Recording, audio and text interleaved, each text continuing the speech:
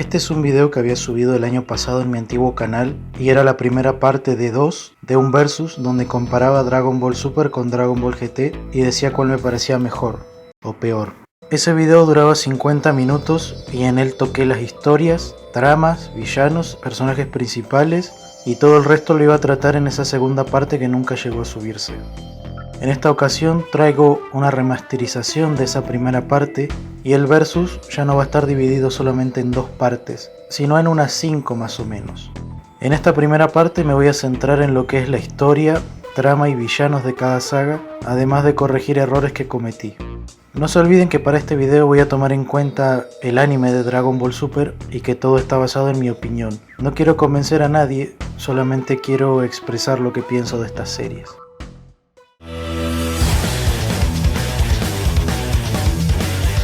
Dragon Ball GT es la historia de un Goku que se vuelve niño otra vez y que junto con Trunks y su nieta Pan se van de viaje por el universo en búsqueda de unas misteriosas esferas del dragón con la ayuda de un radar del dragón modificado por Bulma. Estas nuevas esferas de estrella negra son introducidas para esta nueva historia y fueron creadas por Kamisama antes de separarse de Piccolo Daimaku, por lo que son más poderosas que las esferas que ya conocíamos.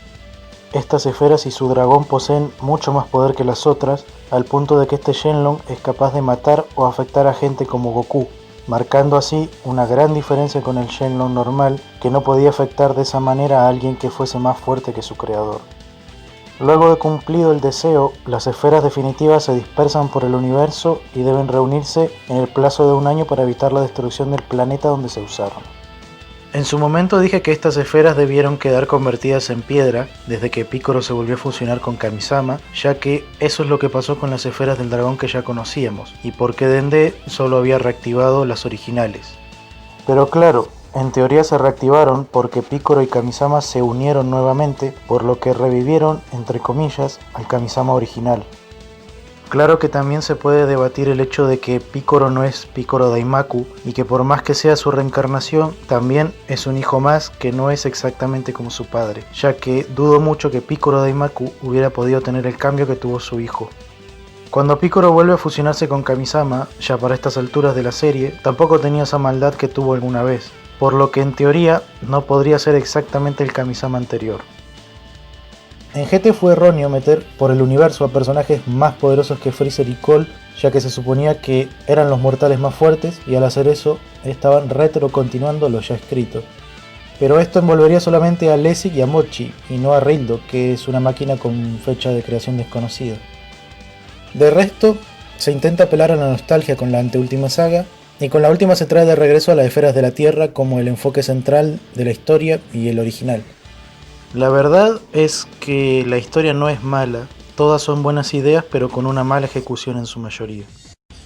Y por el lado de Dragon Ball Super, es una serie que también añade cosas que chocan directamente con lo ya escrito. Antes de seguir hay que mencionar que ambas series son continuaciones hechas cuando la historia original ya había finalizado, por lo que es normal que sufran de retcons. Estas retrocontinuaciones son cosas que la serie te pide comprar para darte la mejor historia posible. Pero claro, si haces retcons demasiado notorios y grandes, o si ya de plano haces demasiados, no esperes que la gente los deje pasar como si nada. En Dragon Ball GT, la inclusión de estas nuevas esferas del dragón choca con Dragon Ball y Dragon Ball Z porque nunca se hizo mención de ellas en esas series. Y Dragon Ball Super añade demasiadas deidades, transformaciones, universos y personajes de manera muy rápida y no da tiempo de explorarlos correctamente. Sinceramente las dos propuestas me parecieron buenas, ya que siempre me intrigó todo lo que es la exploración de la vida espacial y universal en Dragon Ball Z, esa idea de conocer planetas, diferentes razas, etc. Y es por eso que el Dragon Ball original me gusta tanto, porque me gustan las historias de aventura. Y digamos que Dragon Ball GT se defendió bastante bien con eso en su primera saga. Dragon Ball Super me planteó básicamente lo mismo, pero más ambicioso, y es esa misma posibilidad de exploración universal, pero ya no solo en el universo protagónico, sino también en otros 11 universos, aunque al final quedó a deber con eso. Aparte de querer retomar un elemento que en Dragon Ball fue tan importante como fueron los torneos, la propuesta principal de Dragon Ball Super me parecía mejor, ya que le veía más potencial que a la propuesta inicial de Dragon Ball GT. En Dragon Ball Super se introducen las super esferas del dragón, que son del tamaño de un planeta, y nos dicen que fueron la base de la creación de las esferas namekianas. Similar a Dragon Ball GT, estas deben ser localizadas con un radar especial creado por Bulma, situándose en el centro del universo. En Dragon Ball GT se cometió el error de meter personajes demasiado poderosos en un universo donde se suponía que solo habían dos que lo controlaban todo. Aunque igualmente estos dos personajes no fueron muy relevantes en la historia. En Dragon Ball Super, para no cometer este mismo error, hicieron que los personajes poderosos provengan de otros universos. Aunque puede recriminarse el caso de Bills y Whis, que son los dos seres más fuertes del universo 7, a los que Freezer conoce, pero jamás nombró en Dragon Ball Z. En fin, vamos a explorar mejor las sagas y sus villanos.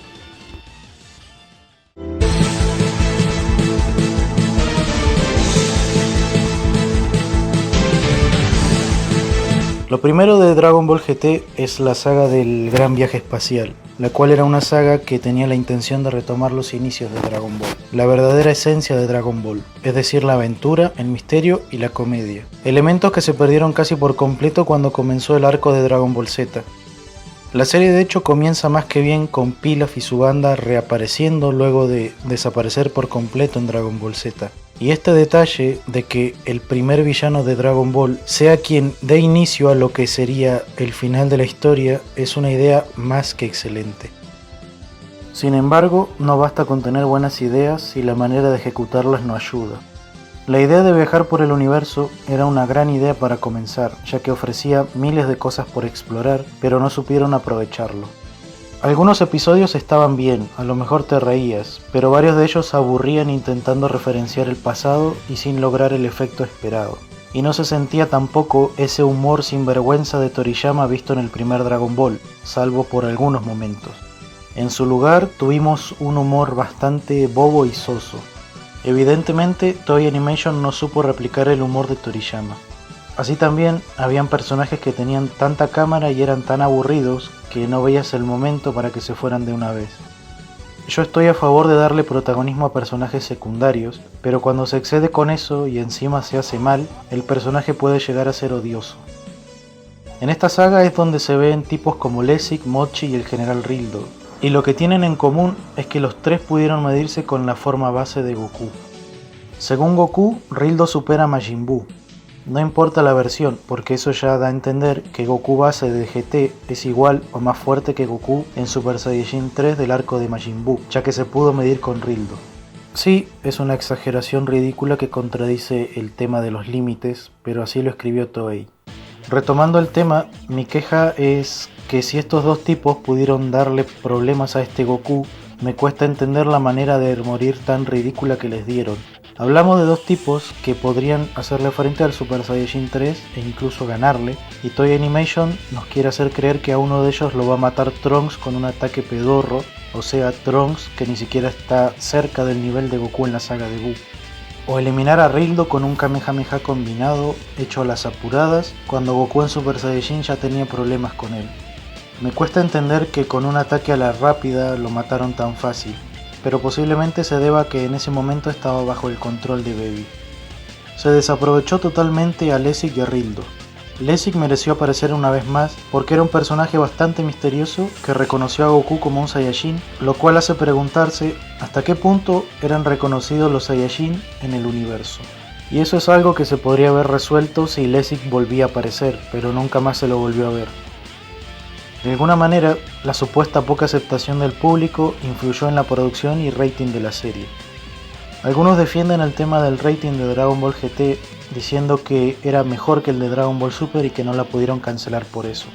Y en parte tienen razón, ya que no hay nada oficial que confirme esto, solo hay suposiciones, pero tampoco sabemos si el estándar de medición de rating era el mismo en los 80 que ahora.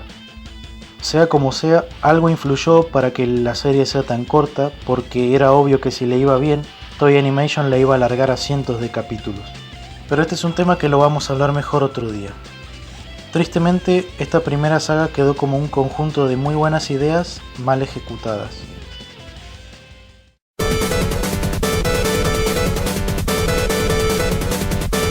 La saga de Baby fue de lejos la mejor de esta serie.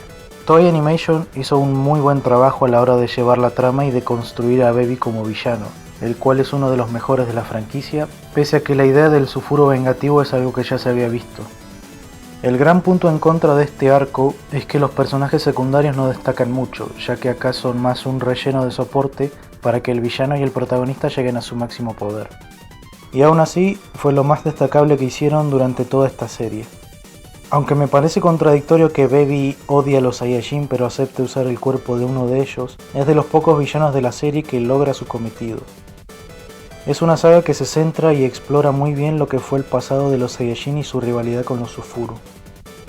Baby es un personaje resentido con justa razón, que quiere venganza por lo que pasó con su raza y lo logra de una manera muy bien llevada. Y más allá de alguna similitud que pueda haber entre esta saga con la saga de Cell, considero que esta tiene una mejor base. Es decir, la tecnología Saiyajin era robada de los Sulfuru, por lo que la creación de un ser parasitario como Baby es lógica. Mientras que en la saga de Cell, un viejo fue capaz de crear máquinas más fuertes que el emperador del universo y un Super Saiyajin. Baby es un personaje odioso que roba el cuerpo de cualquiera con total impunidad, no importa si se trata de un anciano o de un niño. Baby es un personaje sin escrúpulos, que hace que Gohan mate a Piccolo, que casi haga lo mismo con su propia hija, o sea, es alguien que no tiene piedad con nadie. Pese a que su muerte no fue algo nuevo, ya que así murieron varios villanos de la franquicia, tomando en cuenta que era un parásito que podía sobrevivir de varias maneras, esta era una forma lógica de eliminarlo. Incluso luego de muerto, lo que hizo Baby siguió perjudicando a los protagonistas. Sin duda fue un gran villano y uno mejor que Cell y Majin Buu. Esta saga además introduce de manera épica la transformación del Super Saiyajin 4, de la que vamos a hablar en otra parte. Se suele criticar el hecho de que la luna sea reemplazada por la Tierra a la hora de transformarse en Osaru, lo cual no tiene sentido, ya que los rayos Bloods son un tipo de energía que emiten los cuerpos celestes como la Tierra y la Luna, cuando estos reflejan los rayos del Sol. Quizás en esta saga se podría entender que Goku sea el que más pantalla tenga, ya que todo el resto estaba poseído por Baby y quienes lo acompañaban no podían hacer mucho a esas alturas. Aún así, hubo mucha decepción con Ub. Ub es el discípulo de Goku y la reencarnación de Majin Buu, por lo que claramente prometía mucho. En esta saga aparece muy poco y solo se fusiona con Majin Buu en una escena realmente muy emotiva, para después dejarse comer por Baby y atacarlo desde adentro. Creo que la decepción de algunos viene más por el lado de que no dio una pelea interesante. Sin embargo, creo que esta estrategia, que sirvió para que Goku alcance el máximo poder del Super Saiyajin 4, compensa su escasa participación en la saga. Este arco no destacó precisamente por tener unos combates muy interesantes. Algunas partes son entretenidas cuando hay un intercambio de golpes con un buen storyboard, pero muchas de las peleas eran bastante estáticas con tantos ataques de energía. En conclusión, es una saga muy disfrutable y la mejor de esta serie.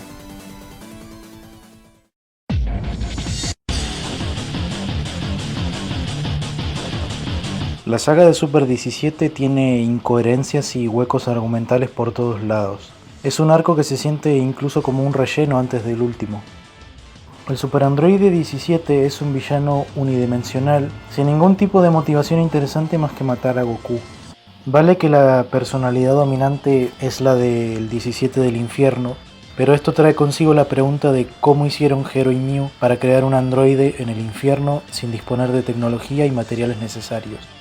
Porque puedo creerme que una combinación entre la tecnología del hombre más inteligente de la Tierra y un genio en tecnología Sulfuru puede crear una versión del androide 17 más fuerte que complemente a la otra.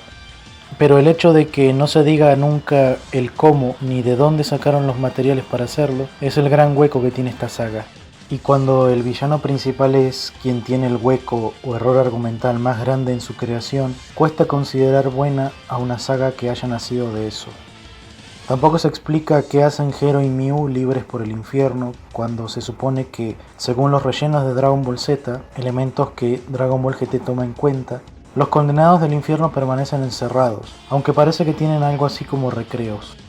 También me pregunto por qué no enviaron a Paikuhan a detener la rebelión de los desterrados del infierno, cosa que ya hizo una vez y podría volver a hacerlo. A no ser que Enma-sama no se haya podido comunicar con el gran Kaio-sama, o que Paikuhan no pueda acceder al infierno por la razón que dio Enma.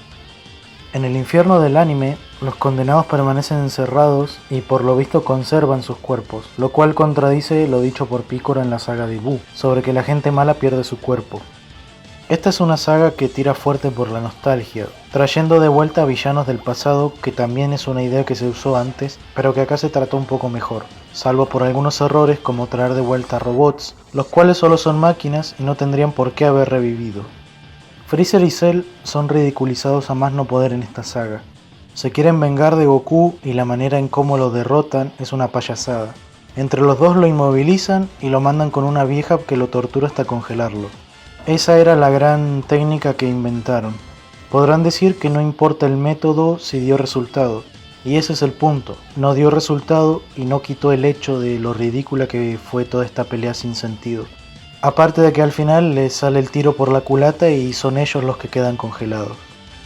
Lo poco que rescato de esta saga es, como dije, la idea de traer de regreso a villanos del pasado y darle más protagonismo al androide número 17. También me gustó el trabajo en equipo de Goku y número 18 para vencer al Super 17, que aunque sea igual a la derrota de Picoro Daimaku, supongo que si desde el principio apostaron por la nostalgia, esto fue así adrede con esa intención y no precisamente por falta de creatividad. En conclusión, la saga es mala porque reúne todas las incoherencias que Toei Animation creó durante sus rellenos. Inclusive, con Goku atrapado en el infierno, se podría haber dado más protagonismo a los personajes secundarios, que solamente sirvieron para rellenar los capítulos y que el villano muestre su poder.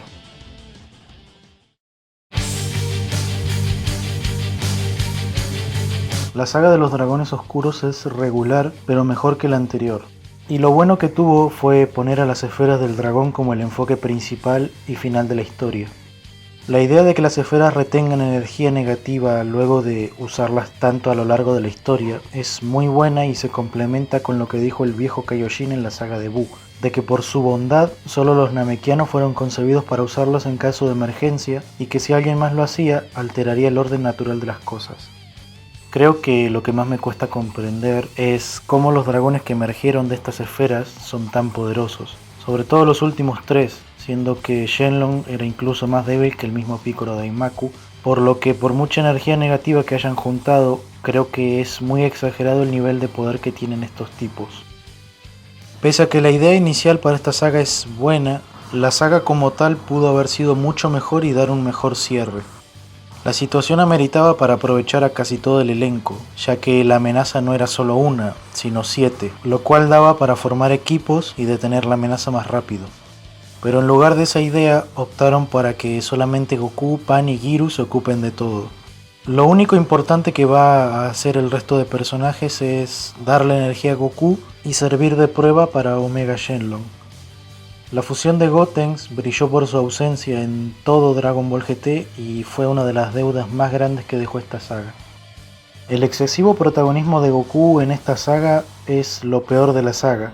Le acaban de decir que si no derrotan a los dragones, la Tierra va a explotar, y cuando Gohan se ofrece para ayudarlo, él dice que no, que puede solo.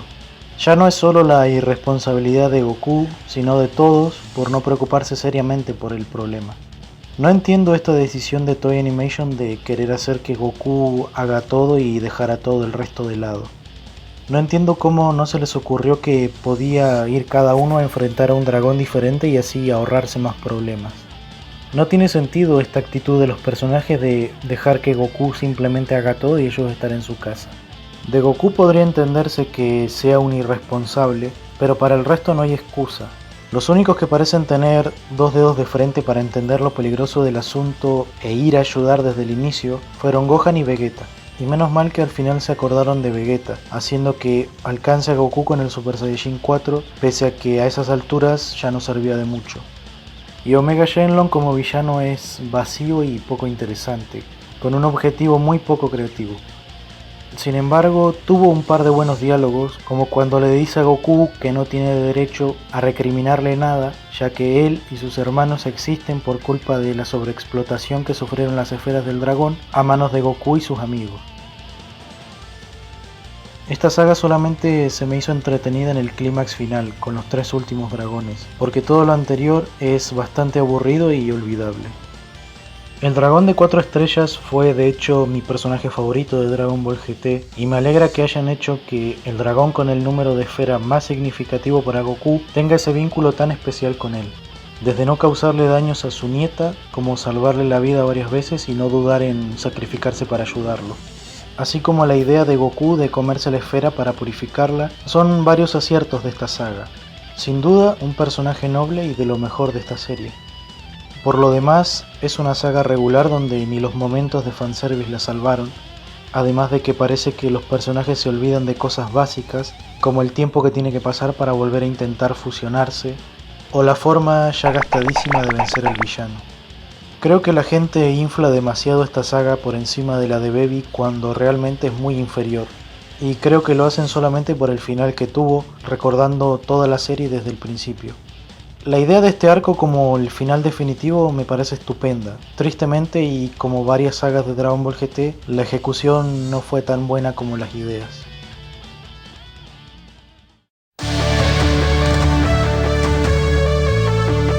Pasando a lo que es Dragon Ball Super, la saga de la Batalla de los Dioses es lo mismo que la versión extendida de la película. Aunque muy poca gente vio esta versión, así que es normal que no sea muy conocida. La narrativa de la saga no es muy fluida, tiene un ritmo bastante lento que puede llegar a aburrir. Y supongo que es lo normal, ya que se está adaptando la trama de una película de hora y media, y eso a lo mucho da material para unos 5 capítulos del anime, que acá se extiende a unos 14 episodios, haciendo que ciertas cosas se alarguen innecesariamente, como la transformación del Super Saiyajin Dios, que dura medio episodio, y además ya la habíamos visto, por lo que verla de nuevo no genera el mismo impacto. La lucha entre el Super Saiyajin Dios y Bills tuvo muchas partes sin sentido, y podríamos decir que el nombre quedó algo grande. La saga comienza bien, con 2 episodios que ayudan al desarrollo de personajes como Mr. Satan y Vegeta, además de introducir bien a Bills y Whis. Algo que no me gusta es el hecho de querer hacer que Bills se conecte con todo lo visto en Dragon Ball Z, como por ejemplo hacer que fuera él quien mandó a Freezer a extinguir a los Saiyajin, que él redujo el tamaño del planeta de Kaiosama, o que haya sido él quien encerró al Supremo Kaioshin en la espada Z. Los personajes secundarios como Gohan, Goten, Trunks, etc. tienen un rol parecido al que tuvieron en la saga de Baby, solamente ayudar a Goku a llegar a su máximo nivel y para hacer lucir el poder de Bills. El punto más cuestionado de esta saga fue su animación, lo cual vamos a tratar en otra parte. El punto es que esta readaptación de la Batalla de los Dioses no aporta algo realmente nuevo que justifique este relanzamiento. Sinceramente no me gusta mucho el manga de Dragon Ball Super, pero en este punto admito que Toyotaro supo comenzar diferente y mejor que el anime. Por ejemplo, en el manga, cuando inicia el arco de la Batalla de los Dioses, realmente lo que inicia es el arco de Champa, que introduce los mismos elementos que la película y de paso a Champa y a Vados, cosa que el anime recién haría en la siguiente saga. Y esa introducción es lo que hace que al menos en el manga la retrocontinuación de la Batalla de los Dioses sea diferente y llame la atención. En lo que es la trama de la saga es lo mismo que la película, el conflicto se da por un pudín. Algo que sí es un poco estúpido, pero viniendo de un personaje tan caprichoso y que se irrita tan fácil, creo que funciona bien. En conclusión, me parece una saga mediocre y personalmente me quedo con la película.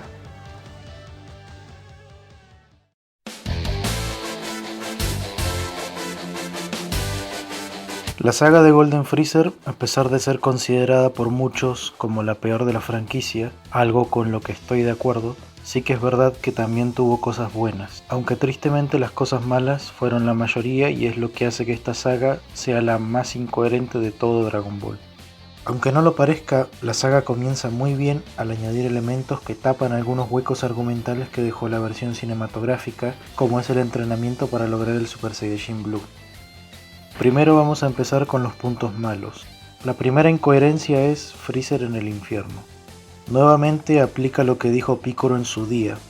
Sería entendible que hubieran mandado a Freezer a este tipo de infierno con el fin de torturarlo antes de purificar su alma, pero desde que Trunks lo destruyó hasta la saga de Golden Freezer pasaron como 15 años, por lo que si querían torturarlo como castigo antes de quitarle todo, Creo que ya fueron demasiados años ahí colgado.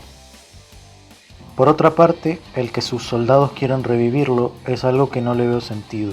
Es decir, quedaron muchas facciones del ejército de Freezer por el universo, pero los únicos que demostraron mantener algo de devoción por él fueron Sorbet y Shizami, porque Tagoma ni lo conocía y dudaba mucho de él. Recordemos también que los soldados de Freezer son todos miembros de razas cuyos planetas fueron invadidos, su población más fuerte fue obligada a servir a Freezer y a su padre, y el resto de la población fue aniquilada. Los soldados solamente seguían órdenes por el miedo que estos dos engendraban. Es por eso que desde la caída de Freezer y su padre, los ejércitos estarían libres del dominio de la élite y se deberían haber disuelto. Tampoco entiendo cómo Sorbet puede tenerle tanta devoción a alguien a quien vio pocas veces.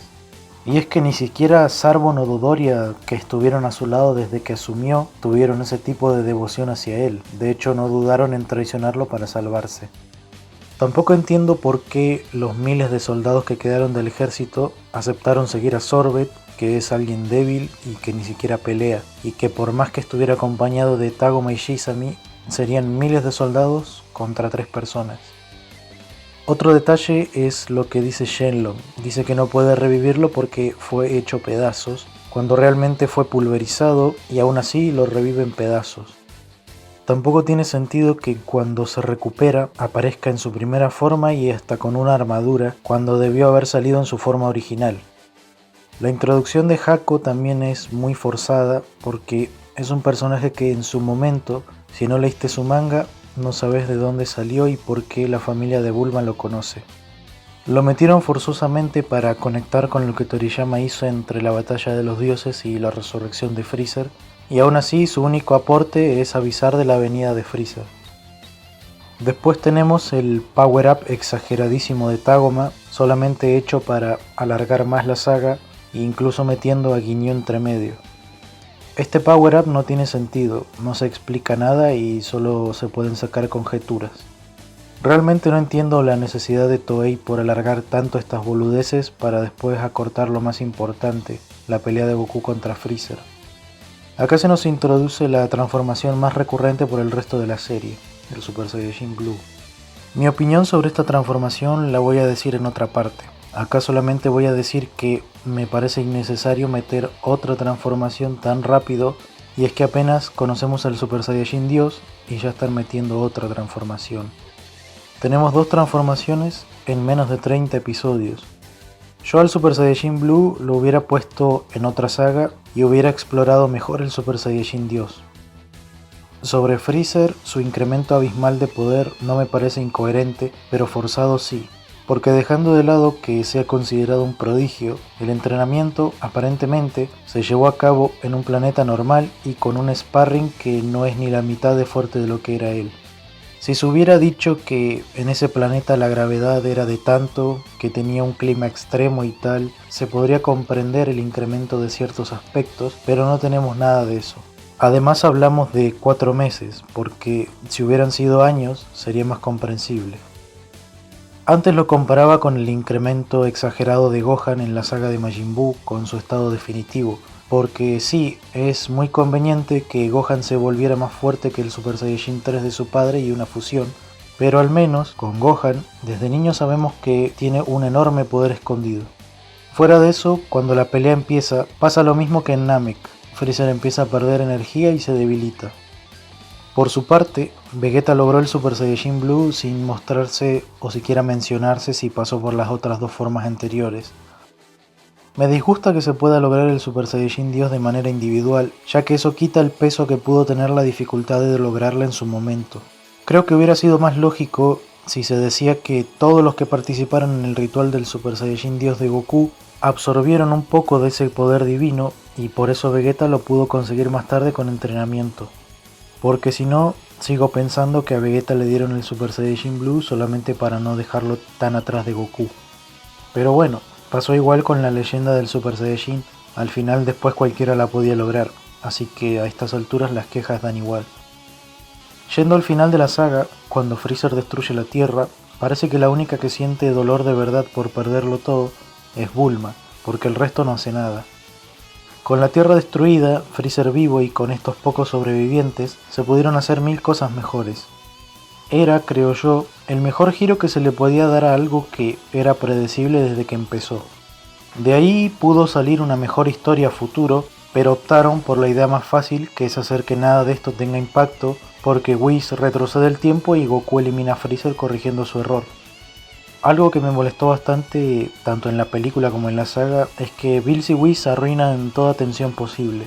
Freezer demuestra miedo cuando los ve, y encima Bills dice que si Goku y Vegeta pelean juntos, le ganarían a Freezer, lo cual deja a la venganza de este como algo imposible de lograr, por lo que es imposible sentir tensión.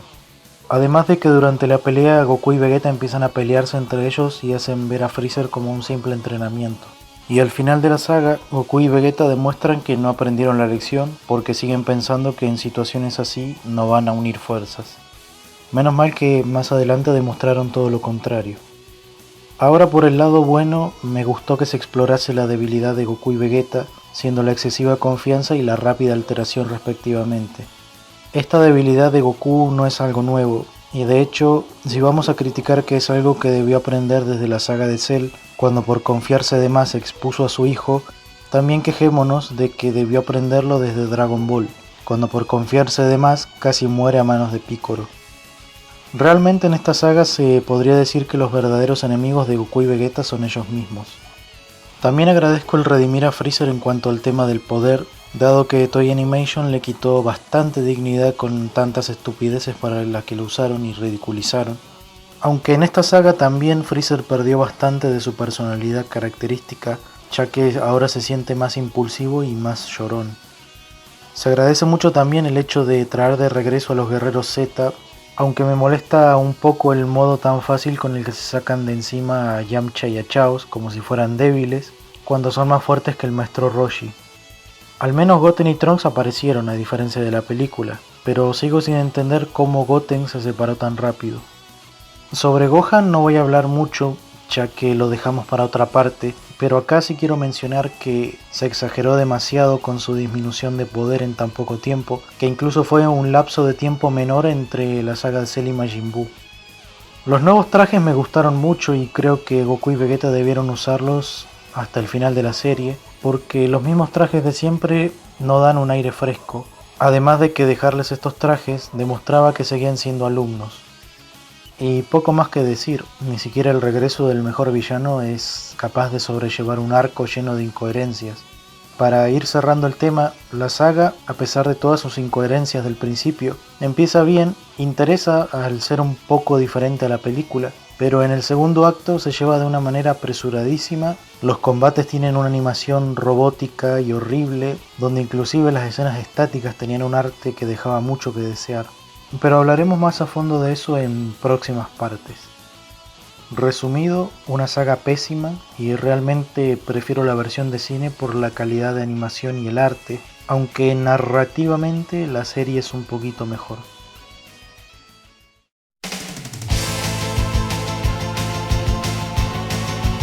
La saga de Champa es regular, hecha principalmente para introducir más a fondo las super esferas del dragón, a los personajes del universo 6 y a Zenosama. El motivo del torneo es poco interesante. Se realiza porque Champa quiere tener la tierra del universo 7 en su universo y su hermano quiere retenerla en el suyo.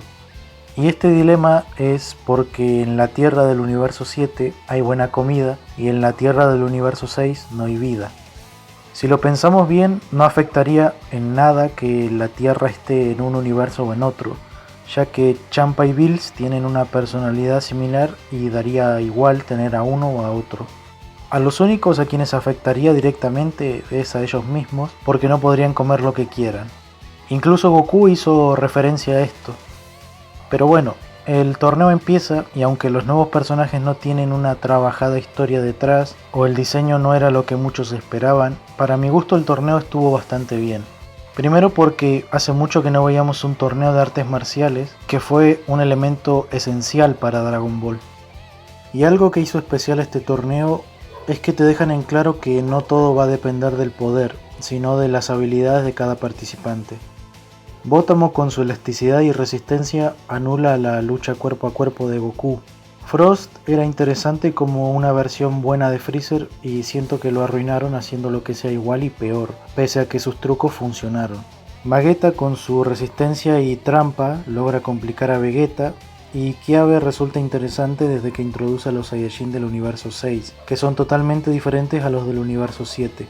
Además, Kiabe logra formar en Vegeta la intención de volverse una especie de maestro con él. El sicario Hit protagoniza la mejor pelea del torneo. Es un personaje de actitud seria y calmada que tiene unas rotísimas habilidades de salto en el tiempo y evolución natural, además de demostrar humildad y respeto ante Goku. Supongo que me gustó el personaje porque es parecido a Ten Shin Han en el sentido de que desobedeció a su superior con tal de seguir luchando con Goku. Es por todas estas razones que no considero tan mala esta saga como mucha gente sí, y porque al final sirvió para conocer mejor al otro universo.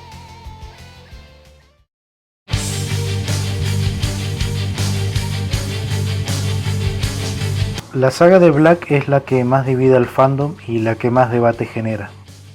Dragon Ball nunca tuvo una trama complicada, siempre fue bastante lineal y fácil de entender, y es por eso que me atrevo a decir que esta fue la saga con la trama más elaborada de toda la franquicia. Ahora bien, si estuvo bien elaborada o no es lo que vamos a ver ahora, pero desde ya les digo que esta saga tiene muchas incoherencias y algunas muy grandes. Es innegable que la gran inspiración para esta saga fue el manga de Dragon Ball AF de Toyotaro. En ese manga teníamos una Kaioshin que quería vengarse de los dioses por haberla abandonado y crea una especie de Goku malvado llamado Saiko, el cual busca ser el más poderoso del universo para dominarlo todo. Tanto la saga de Cell como la de Black Goku son las más trabajadas de la franquicia y puede ser porque ambas juegan con las líneas temporales y el misterio. En esta saga, gracias a Goku Black, se explota mejor el tema de las líneas temporales y el misterio, y Trunks del futuro trajo consigo la nostalgia. Pese a que la idea de una versión maligna del protagonista es un cliché visto, Goku Black funcionó perfectamente para el factor misterio, que fue el punto fuerte de esta saga. El misterio de Black y el regreso de Trunks ayudaron a que Dragon Ball Super levante un poco el interés de la gente, que incluso ya la había dejado de ver, y eso se había reflejado muy bien en los ratings de la serie. La aparición de Black Goku generó tanto misterio y tantas teorías que hizo que se hablara mucho de él, y es un alivio que no se haya revelado su verdadera identidad al capítulo siguiente como pasó con Cell, que es un personaje que bien pudo generar este mismo misterio, pero fue él mismo quien contó toda su historia al capítulo siguiente. Black Goku y Zamasu del futuro esencialmente son la misma persona, comparten ideales y personalidad, aunque sus mentalidades no son tan parecidas. Uno prefirió conservar su divinidad y habilidades y conseguir la inmortalidad, mientras que el otro prefirió sacrificar esas boludeces y cambiar su cuerpo por el de un mortal, porque lo consideró el cuerpo más indicado para un dios como él. Cuando conocemos a Zamasu, conocemos a un aprendiz de Kaioshin que tiene un cierto desprecio por los mortales. Conflicto que, pensándolo bien, era remediable de no ser por la ineptitud de Gowasu, que no supo cómo hacerlo, y le mostró un grupo de salvajes que solamente acabaron por reafirmar la postura de su alumno. No pude conectar con este personaje y creo que es porque le faltó cuestionarse si lo que pensaba y hacía estaba bien o mal, ya que él siempre estuvo convencido de su postura. Black Goku es un narcisista de ideales retorcidos que, con tal de lograr sus objetivos, no duda en aniquilar a quien sea. Prácticamente destruyó la línea del tiempo de Trunks, asesinando a muchísima gente, incluida a Bulma y los Kaioshins, lo cual por ende también eliminó a los respectivos dioses de la destrucción, y son cosas que él siempre contaba con satisfacción. Los dos tienen un sentido de la justicia muy cuestionable y se creen dioses supremos con el derecho de castigar a los demás. Su trabajo en equipo logró ser efectivo, ya que obligaron a los protagonistas a escapar varias veces. Cuando deciden fusionarse, lo interesante era que parecía un personaje imposible de derrotar, y básicamente lo fue, ya que individualmente no se pudo hacer nada y se tuvo que recurrir a la fusión, cosa que al final dio que hablar solamente por el nerfeo que sufrieron los Potara, cosa que no es incoherente, ya que nunca se dijo el por qué la fusión se separó en el interior de Majin Buu, el cual fue un recurso que Toriyama aprovechó para deshacer la fusión sin tener que dar explicaciones. Ni siquiera las guías confirmaban algo sobre esta separación, y si el Supremo Kaioshin anciano dijo que era permanente, fue porque él no sabía cómo hacerlo y nunca lo intentó con las esferas del dragón, ya que él considera que no se deben usar a la ligera. Y claro, la brillante e innecesaria idea de Toyotaro de traer a Vegeto se tenía que planear para que también se acabase de algún modo, y se les ocurrió ponerle un límite a los Potara, aprovechando ese pequeño hueco que quedó en Dragon Ball Z. Siguiendo con cuestionamientos, tenemos la incoherencia más grande que veo, y es con Zamasu como aprendiz de Kaioshin. En mi otro canal tenía un video de esto, el cual tuve que borrar por culpa de YouTube, pero lo voy a resubir muy pronto. Se resume a que Toriyama en 2014 dijo que los Kaiosamas y Kaioshin nacían siéndolo y ninguno podía volverse uno. Es decir, un Kaiosama nunca podía volverse un Kaioshin, por lo que sería una incoherencia que Zamasu se pudiera volver uno.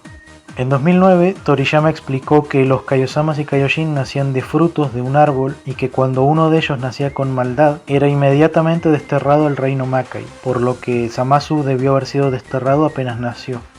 Son cosas que pasan cuando el creador es un olvidadizo y, para colmo, el sucesor no sabe este tipo de cosas. Creo que, para no contradecir tanto las cosas, simplemente debieron hacer que Zamasu sea un Kaioshin sobreviviente de los universos borrados por Zenosama y que buscase vengarse del resto de dioses, sobre todo del Rey del Todo. Esto es algo que tendría mucho más sentido y hasta pudo ser un buen juego mental para los protagonistas, siendo que anteriormente Goku y Hit dijeron que no serían peones de los dioses. Algo parecido a esta idea se usó con Hertz en Super Dragon Ball Heroes, que durante toda la Universe Mission aparentó ser un villano más que solo quería derrotar a Zenosama porque sí. Y recién cuando es derrotado, revela que tenía ese objetivo porque quería liberar a los mortales del gobierno de un dios caprichoso como Zenosama. Hay muchas ideas para explorar, pero prefieren irse por lo fácil y encima lo hacen mal. Esta saga tuvo muchos altibajos, ya que por momentos era increíble y por otros era insufrible. Todo por culpa de lo que Toei Animation hacía con los personajes, volviendo a Goku más idiota de lo normal, que se olvida de cosas esenciales, o simplemente alargaban la trama con boludeces como el frasco del Mafuba que se rompe, situaciones forzadas, power-ups sin sentido ni explicación, Trunks aprendiendo el Mafuba en 10 segundos por un video, aun cuando a Goku y a Ten Shin Han les tomó toda una noche, y seguramente hay más cosas que ahora no recuerdo. Sin embargo, también hubieron cosas buenas, como la relación de Trunks y Mai, que fue un gran personaje de apoyo, explicar el tema del combustible que usa la máquina del tiempo, un recurso limitado en el futuro, las interacciones entre Gohan y Trunks, cosa que le faltó al arco de Cell sabiendo lo que Gohan significó para Trunks, el trabajo en equipo de Goku y Vegeta, un gran villano como fue Black Goku, y el darles un punto débil a los dioses. Hablando del Mafuba, traerlo de vuelta parecía ser una buena idea, pero le generó un hueco argumental a Dragon Ball Z. Lo digo porque cuando la vimos por primera vez, creímos que era una técnica que solo se podía usar a costa de la vida, y que por eso nunca más se usó. Pero resulta que no, cualquiera puede usarla y todo dependerá de la energía y la resistencia de la persona, y el deceso solo se daría si el rival es mucho más fuerte. Esto hace pensar en por qué Ten Shin Han no la usó contra Cell o Majin Buu, ya que, aunque hubiera perecido, seguramente habría podido sellarlos. Esto no es como con el Kaioken de la saga de Champa, ya que ahí al menos se explicó el límite de la técnica y el por qué Goku no la usó en tantos años. Sin embargo, acá no se explicó ningún límite para la técnica, por lo que este hueco argumental está ahí. Lo que a mí más me molestó y es lo que echó a perder la saga es la resolución final. Esos dos últimos episodios con esa Genki espada sacada del culo, cuya creación no tiene sentido, porque es un momento totalmente forzado, hecho para intentar dar un final significativo y emotivo con la esperanza de los sobrevivientes. Hubiera sido más coherente que Trunks pida energía y así, junto con su propio ki y la energía de la gente, recrease la forma de su espada como hizo antes, en lugar de hacer que la energía venga por sí sola. Y es que al final Trunks ni siquiera logró acabar con Zamasu, sino que empeoró la situación. Al final todo se soluciona con Zenosama borrando todo. Es como que quisieron dar un giro inesperado sobre la muerte de Zamasu y al mismo tiempo mostrar de lo que Zenosama era capaz, cosa que hubiera impactado mucho más si se lo guardaban para el torneo del poder. Realmente no sé qué pensar del final. Quiero decir, era algo raro que Dragon Ball no tuviera un final feliz, ya que de hecho era un final triste porque todo el mundo de Trunks fue borrado, todo su universo desapareció y todo el sacrificio de sus seres queridos fue en vano. Pero después dicen que van a ir a otra línea temporal donde todos los que pelearon van a estar vivos y Zamasu no va a ser una amenaza, aunque va a haber otros dos de ellos. Por lo que entonces el final realmente no sería tan triste, estaría todo como antes. No podría decir que es una saga totalmente mala porque no la siento así, y pese a las gravísimas incoherencias como la de Zamasu, rescato que tuvo algo que las otras sagas de Dragon Ball Super no tuvieron, y eso es la tensión. Al ser un arco que se desarrolla mayormente en el futuro, podemos tener la incertidumbre de que al final las cosas pueden o no terminar bien. Cosa que no sucede si nos vamos a las sagas que transcurren en la línea principal. Ahí es imposible sentir algo de tensión, ya que sabemos que todo ocurre antes del 28º torneo de artes marciales, y que por más que un personaje la palme ahora, va a revivir porque está en el final del manga. Realmente no sé cómo definir esta saga, pues podría decir que es regular, pero también aplico lo que dije sobre la saga de Super 17. Que cuando el villano principal es quien tiene el hueco o error argumental más grande en su origen, cuesta considerar buena al resto de la saga.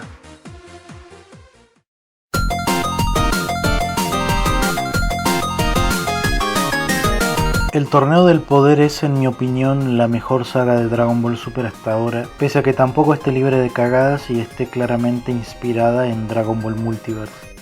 Era la saga más ambiciosa y la que más potencial tenía, con una premisa interesante, la introducción de 80 personajes en una batalla campal y que no haya ningún villano en específico, sino todos luchando por la supervivencia de su universo. Que durante el torneo no se pueda volar, matar ni usar armas, hacen del torneo algo más interesante, ya que los peleadores deben enfocarse más en técnicas y estrategias, lo cual debería permitir el lucimiento de personajes no tan fuertes, pero que poseen técnicas efectivas con las cuales podrían perjudicar a los más fuertes.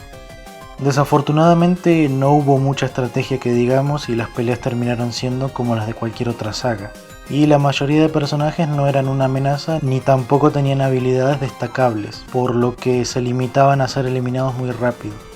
Y es que introducir 80 personajes es algo muy complicado a la hora de darles una personalidad con la que el público simpatice, cosa que pocos personajes de los universos 6, 9 y 11 lograron.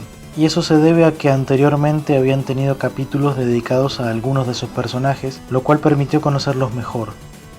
Dado que fueron pocos personajes los que empatizaron con el público, esto se notó a la hora de eliminar universos, ya que habían eliminaciones con las que la audiencia no sintió nada. En lugar de enfocar tanto relleno en uno de los personajes más molestos del torneo, pudieron haber alargado ciertos combates en los que se desarrolle más a los personajes y así de hacerlos más interesantes, cosa que por ejemplo se hizo con Obuni y con los Namekianos del universo 6. Los combates principales que involucraban a nuestro equipo estuvieron buenos y casi todos destacaron por algo. Los únicos que no tuvieron tanta suerte fueron Ten Shin Han y Krillin, pero todo el resto de participaciones fue una mejor que la otra. Algunos como Roshi, Vegeta, Android 17 y Goku sobresalieron por encima del resto, mientras que otros quizás decepcionaron un poco, aunque en mi opinión no llegaron a ser malas participaciones. Pero eso lo voy a explicar mejor en la próxima parte. Ahora sobre las muchas cosas que no me gustaron, tenemos al ganador del torneo, el Android 17. El problema con él como ganador es que sus motivaciones para ir al torneo son casi por obligación. En el anime decide ir para pagarle el favor a Goku de haberlo ayudado con los piratas del relleno más aburrido del mundo, y también porque si gana, piensa usar el deseo para pedir un crucero familiar. Nuevamente creo que el manga hizo mejor las cosas en esta parte porque 17 decide participar a modo de pagarle a Krillin el favor que le hizo al revivirlo y sacarle la bomba que tenía en el cuerpo. Me parece un motivo mucho mejor que el del anime. Luego el deseo que busca pedir tampoco es algo que realmente necesite, no es algo importante, no es algo que él realmente necesite para su vida, como pudo haber sido por ejemplo un hipotético deseo de volver a ser humano. El deseo del crucero es algo que incluso Bulma podía cumplirle. Es por eso que cuando ganó era sabido que iba a pedir la resurrección de los universos borrados. Espero no haber sido el único que esperaba algún tipo de giro inesperado, como que Jiren gane el torneo y que fuese él quien pidiera traer de regreso a los universos, lo cual habría demostrado una evolución en el personaje que llegó al torneo siendo un egoísta, pero que al final, por palabras de Toppo y luego de ver el trabajo en equipo del universo 7, aprende a confiar más en sí mismo y en los demás. Jiren es un personaje que me gustó, pero es muy plano y su historia tampoco ayuda mucho, siendo el típico cliché del huérfano traumado egoísta. Es un personaje que ni siquiera fue capaz de contar su propia historia, cosa que pudo haber hecho y podría haber comparado su historia con la de Goku. Su mejor momento es precisamente en el clímax final, cuando pierde su motivación y mentalmente se rinde ante Freezer y 17, dos rivales a los que consideró débiles durante todo el torneo. Ese quiebre mental estuvo muy bien porque hizo que su ideología de que la soledad es la fuente de su fuerza se destruyera, y al verse superado por el universo 7 causó que ese quiebre emocional lo lleve a hacer cosas impensadas como atacar a los amigos de Goku. Al final sí se puede ver un cambio de actitud en el personaje, y es solamente por eso que me gustaría volver a verlo en el futuro. La controversia con su poder inmenso creo que viene más por el hecho de que no sabemos nada de su historia, no sabemos a qué villanos se enfrentó, qué tan poderosos eran y cuánto tiempo le tomó ser lo fuerte que es ahora, a diferencia de Goku, a quien de niño venimos siguiendo. Sobre sus compañeros, solo voy a hablar de Toppo y Dispo. Toppo me pareció un buen personaje, pero muy desperdiciado. O sea, el jodido candidato a Dios de la Destrucción no eliminó a nadie. Al menos la idea de tener que dejar de lado su sentido de la justicia para acceder a su máximo poder fue una buena idea. Dispo no ofrece nada como personaje y creo que está mal escrito, porque primero se dice que supera la velocidad del sonido, luego la de la luz, y es como que los guionistas no se ponían de acuerdo, y al final terminó dejando a Goku y a Hit como dos tipos que se mueven más lento que el sonido. Ya que mencioné a Hit, hubo más desarrollo con el personaje, dejando de lado su orgullo para cooperar con su equipo y arriesgándolo todo contra Jiren. Aún así, el personaje fue bastante desperdiciado ya que no pudo mostrar sus verdaderas técnicas de asesinato. Las otras dos de su equipo son lo que se conoce como las Mary Sue de la saga, y fueron además las primeras mujeres en lograr el Super Saiyajin en el canon. Realmente no me disgustaron estas dos y no tengo queja con que se conviertan en Super Saiyajin. Lo que sí me molestó es el método que utilizó Caulifla para conseguirlo. Me parece que termina de cagarse en lo que alguna vez significó el Super Saiyajin. Si no era suficiente con que en la saga de Cell todos se conviertan en Super Saiyajin y que en la saga de Majin Buu dos niñatos lo logren jugando, entonces hay que prepararse para conocer el método de concentrar ki en la espalda. Esto es una completa estupidez y no entiendo cómo no fueron capaces de inventarse algo mejor. Era mucho mejor si simplemente Caulifla aparecía en el torneo ya sabiendo la transformación, como sucedió en el manga, donde solo sabemos que Kiabe se la enseñó de alguna manera. Kale es otra que también pudo lograrlo como en el manga, donde lo logra porque ve que su hermana está en peligro. En el anime se transforma por los insultos de Kiabe, los cuales no sé cómo se los tomó en serio cuando los estaba planeando enfrente suyo. Pero bueno, entre que un mocoso de 7 años logre el Super Saiyajin incluso antes de saber volar, y que otra lo logre por el ki en la espalda pese a ser una raza evolucionada, yo creo que me quedo con ninguno. Sobre la fusión, solamente me gusta el diseño porque su actitud es molesta. Y mejor ni hablemos del exageradísimo y ridículo nivel de poder que le dieron. Afortunadamente para esta saga, la animación, la dirección y el arte suben considerablemente su nivel, haciendo que varios animadores logren destacarse. Pese a esto, hubieron críticas con el reciclaje de escenas, lo cual es entendible, pero lo vamos a hablar a fondo en otra parte. Por otro lado, es la saga que más por el culo se pasa los niveles de poder, con personajes como Kefla y sobre todo Anirasa, que precisó de los más fuertes del universo 7 para eliminarlo. La verdad no entiendo cómo una fusión entre un viejo y 3 robots se volvió tan fuerte. Vale que sean un universo tecnológicamente avanzado, pero nunca demostraron siquiera ser más fuertes que número 17 y 18, lo cual haría entender que la tecnología de Paparoni no está al nivel de la tecnología del Dr. Gero. Sí, el momento fue épico, pero cuando después lo analizás, no tiene sentido el exageradísimo nivel de poder que tiene Nirasa. Toei Animation lo hizo así solamente para dar este épico momento de equipo. Otra cosa que no hizo de esta saga todo lo épica que pudo ser fue su falta de tensión y drama. Esto debido a que el universo 7 era tan poderoso que nunca estuvo en desventaja en número de luchadores. Y además fueron quienes más guerreros eliminaron, lo cual no genera ningún tipo de tensión en el equipo. El Torneo del Poder también es la saga donde el Super Saiyajin Blue es basureado a más no poder. Lo usan demasiado aún sabiendo el desgaste que produce el cuerpo, y lo peor es que hacen que Goku lo use y use sin parar hasta cuando está al borde del desmayo. Esto fue algo que me molestó mucho porque si realmente se quiere recuperar energía, entonces no hay que ponerse a desgastar energía tan agresivamente. Cuando Goku queda agotado luego de usar el Ultra Instinto por primera vez, Toei Animation hace que se vaya recuperando mientras lucha contra dos Super Saiyajin, estando él en estado base y luego hasta usa la fase 3. Supongo que la energía que le dio Freezer fue más de lo que vimos, si no, no lo entiendo.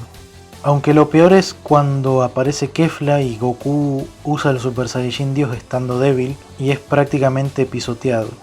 Gracias a Kefla supongo que hay que asumir que el Super Saiyajin Dios es inferior a Vegito en la saga de Buu, aun cuando Goku dijo que ni siquiera usando la fusión le ganarían a Bills. Lo que pasa más adelante, y por épico que haya sido, tampoco me gustó mucho, y es que Goku, al activar nuevamente el Ultra Instinto, pasa de ser un milagro la primera vez a ser una conveniencia para derrotar a esta sobrevalorada. Hubiera sido mejor que quien pelease contra Kefla fuese Vegeta, ya que así estaría eliminando al universo que pretendía salvar por Kiabe, y de paso hubiera sido un buen momento para tener su Power Up del Super Saiyajin Blue Evolution, que es otra conveniencia para que pueda hacerle frente a Jiren y estar al nivel de Goku Blue con el Kaioken. Si hubiera sido así, habría tenido un poco más de sentido a que simplemente aparezca de la nada y con una explicación simplona. Luego de eliminar a Kefla, Goku nuevamente queda cansadísimo y pelea contra estos tres tipos que logran darle problemas, pero Goku nuevamente usa el Super Saiyajin Blue y los elimina. Vegeta es otro que estaba deshecho, pero cuando elimina a Toppo con su explosión, aún así puede seguir usando el Super Saiyajin Blue Evolution, y cuando ya está cayendo de la plataforma, da su energía a Goku en el último minuto, la cual parece ser más de lo que se ve, ya que alcanza para que Goku se levante y se transforme incluso en Super Saiyajin Blue. Realmente esto no me gusta nada porque hacen ver a los personajes casi como inmortales, que no sienten cansancio y que se recuperan rapidísimo. Ya para terminar, me parece contradictorio que todo esto haya sido un plan de Zenosama, siendo que su personalidad no es así. El plan era que todos sobrevivieran y darles una segunda oportunidad, siempre y cuando el ganador del torneo no pidiese algo egoísta, o de lo contrario todos se jodían. Esto lo creo porque choca con lo que el personaje demostró antes, donde se lo veía jugando y destruyendo planetas. Podrían ser planetas sin vida, sí, pero como no se dice nada, es normal que se asuma que son planetas habitados y que solo destruye por diversión. Además, esto choca directamente con la personalidad del personaje, el cual es prácticamente un niño. En fin, pasando al predecible deseo del ganador, este hace que nos preguntemos si realmente sirvió de algo el Torneo del Poder. ¿Sirvió de algo todo esto solo para traerlos de vuelta? Se podría decir que no, ya que todo está como antes, pero si lo vemos por el lado de que si el deseo hubiera sido otro, las cosas habrían sido diferentes, entonces podríamos decir que sí. Sirvió para dar una segunda oportunidad a los universos y que los dioses cumplan con sus obligaciones. Me gustaría creer que traerlos de regreso a todos es para, en un futuro, hacer algo mucho más grande con ellos. Sin embargo, no creo que algo así se llegue a hacer, lo cual es una pena porque sería el más grande desperdicio de potencial de toda la franquicia.